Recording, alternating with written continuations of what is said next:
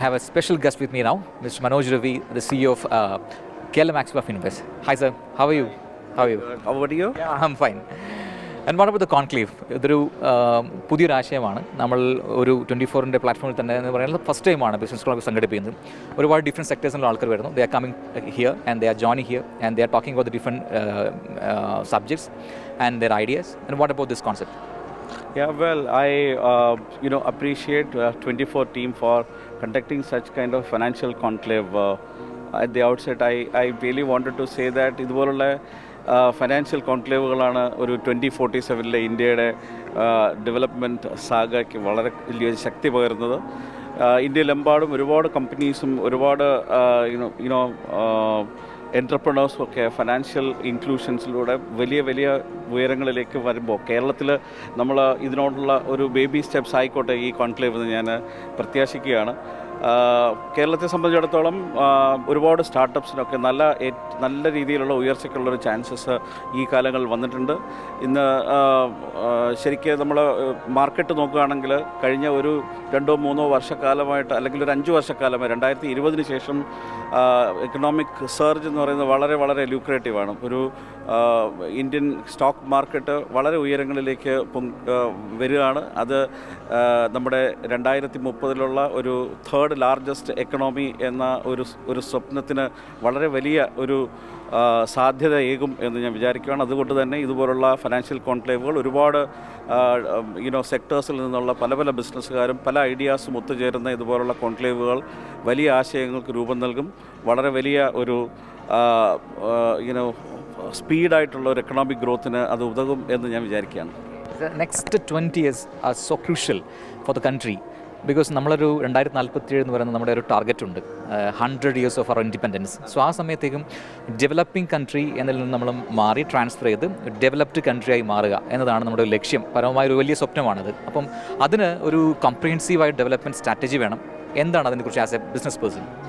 Of course വളരെ ശരിയായ കാര്യമാണ്. 2047 ഇന്ത്യക്ക് ഒരു ഡെവലപ്ഡ് കൺട്രി ആകാനുള്ള എല്ലാ സാധ്യതകളുമുള്ള ഒരു ഫിനാൻഷ്യൽ ഇക്കോസിസ്റ്റം നമുക്കുണ്ട്. പ്രധാനമായും നമ്മുടെ പോപ്പുലേഷൻ ശരിക്കും പറഞ്ഞു കഴിഞ്ഞാൽ വലിയൊരു അനുഗ്രഹമാണ്.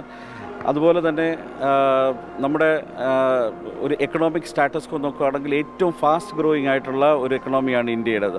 ഇപ്പോൾ അമേരിക്ക പോലുള്ള എക്കണോമി അതൊരു ഡെവലപ്ഡ് എക്കണോമിയാണ്. അവിടെ ഫർദർ ഗ്രോത്തിനുള്ള ചാൻസസ് ഒന്ന് ലിമിറ്റഡ് ആകുമ്പോൾ ഇന്ത്യയെ പോലുള്ള ഒരു രാജ്യത്തിനെ സംബന്ധിച്ചിടത്തോളം വളരെ ഉയരങ്ങളിലേക്ക് ഒരു എക്കണോമിക് ഗ്രോത്ത് കൊണ്ടുവരാനുള്ള സാധ്യതകളുണ്ട്. അതിനൊരു ഫിനാൻഷ്യൽ ഇൻക്ലൂഷൻ ആവശ്യമാണ്. പലതരത്തിലുള്ള ഐഡിയാസ് ഒരുമിച്ച് വരണം. അതുപോലെ തന്നെ ഗവൺമെൻറ്റിന് വളരെ വലിയൊരു ഇൻസെൻറ്റീവ് സ്കീമുകൾ പുതിയ കമ്പനികൾക്കും സ്റ്റാർട്ടപ്സിനും SMEസിനും ഒക്കെ കൊടുക്കാനുള്ള സാധ്യതകൾ, അതുപോലെ തന്നെ IPO മാർക്കറ്റിലേക്ക് നമുക്ക് കൂടുതൽ കമ്പനീസിനെ ഇൻവൈറ്റ് ചെയ്യാനുള്ള സാധ്യതകൾ. ഇപ്പോൾ നമ്മുടെ കോർപ്പറേറ്റ് അഫയേഴ്സിൻ്റെ കണക്കനുസരിച്ച് ഏതാണ്ട് 17 lakhs കമ്പനീസാണ് രജിസ്റ്റേർഡ് ആയിട്ടുള്ള ആക്റ്റീവ് കമ്പനീസ്. അതിൽ ഇപ്പോൾ 2400 കമ്പനീസ് മാത്രമാണ് NSEയിൽ ലിസ്റ്റഡ് ആയിട്ടുള്ളത്. അതുപോലെ 5500 കമ്പനീസ് മാത്രമാണ് BSE ലിസ്റ്റഡ് ആയിട്ടുള്ളത്. അപ്പോൾ വളരെ വലിയ ഒരു സ്കോപ്പ് നമുക്ക് ക്യാപിറ്റൽ മാർക്കറ്റിലൂടെ പണം കണ്ടെത്തുന്നതിനുള്ള സാധ്യതകളുണ്ട്. അത് നമ്മുടെ GDPക്ക് വലിയൊരു ഉയർച്ച ഉണ്ടാകാനുള്ള സാധ്യതയുണ്ട്. 2047 ഒരു വലിയ ദൂരമുള്ള ഒരു ടാർഗറ്റായിട്ട് എനിക്ക് തോന്നുന്നില്ല. വളരെ പെട്ടെന്ന് തന്നെ നമുക്ക് അതിലേക്ക് എത്താനുള്ളൊരു സാധ്യതയുണ്ടെന്ന് ഞാൻ മനസ്സിലാക്കുന്നു. ഇപ്പോൾ ഗ്ലോബലി നോക്കുകയാണെങ്കിൽ ദർ ഇസ് എ ട്രെൻഡ്, അതായത് ഇന്ത്യൻ മാർക്കറ്റ്സ് വളരെ അല്യൂറിംഗ് ആയിട്ട് തോന്നുന്നു പല ഇൻവെസ്റ്റേഴ്സിനും. എന്നാണ് they are coming and they are investing here. അതെന്തുകൊണ്ടാണ് അങ്ങനെ ഒരു ട്രെൻഡ്? അത് പെട്ടെന്ന് തീർന്നു പോകുന്നതാണോ? ഒരിക്കലുമല്ല. ഇവിടെ ഇന്ത്യയിലെ പൊട്ടൻഷ്യൽ വളരെ വലുതാണ്. നമുക്ക് ഗ്രോത്ത് പൊട്ടൻഷ്യൽ ഉണ്ട് എന്ന് മനസ്സിലാക്കുന്ന ഒരു ഗ്ലോബൽ ഗ്രൂപ്പുണ്ട്.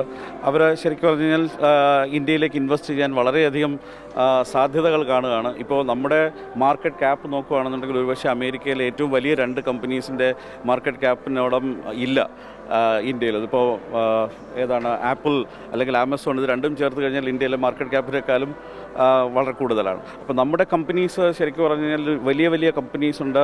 വളരെ പൊട്ടൻഷ്യലായിട്ടുള്ളൊരു ഗ്രോത്ത് പൊട്ടൻഷ്യൽ കാണിക്കാവുന്ന കമ്പനീസൊക്കെ ഇനിയും മാർക്കറ്റിലേക്ക് വന്ന് ക്യാപിറ്റൽ റേസ് ചെയ്ത് ബിസിനസ്സിലേക്ക് വരാനുള്ള സ്കോപ്പുകളൊക്കെ ഉള്ളപ്പോൾ തന്നെ ഗ്ലോബൽ കമ്പനീസ് അവരുടെ അറീന ഇന്ത്യയിൽ കാണുകയാണ്.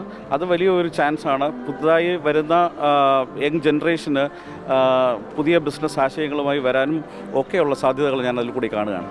you so much for sharing your thoughts, sir. Thank you. So that was Mr. Manoj Ravi, the CEO of KLM Max Invest.